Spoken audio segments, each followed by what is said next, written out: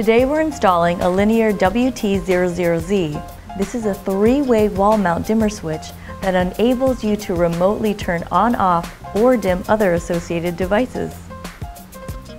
Before starting any project, you should make sure that the power is turned off at the breaker box, so there's no safety hazard whatsoever inside the junction box.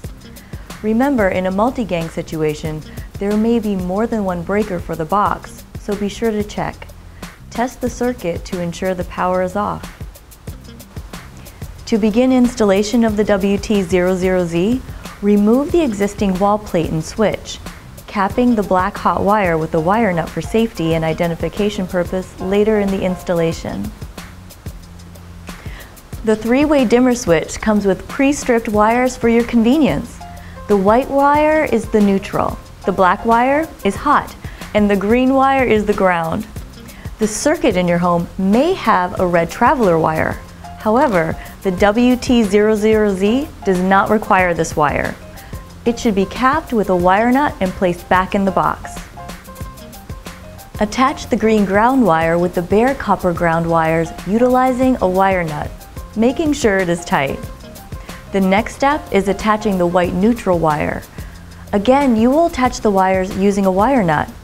Be careful not to over-twist the wire nuts, as you can strip the threads inside. Then finally, you connect and secure the black hot wire. Carefully place all the wires back inside the junction box, making sure that all the wire nuts stay connected. Now it's time to mount the switch.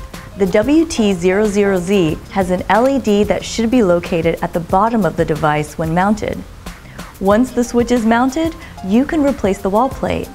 After the wall plate is mounted, the installation is complete, and you can now turn the power back on at the breaker box and test the circuit.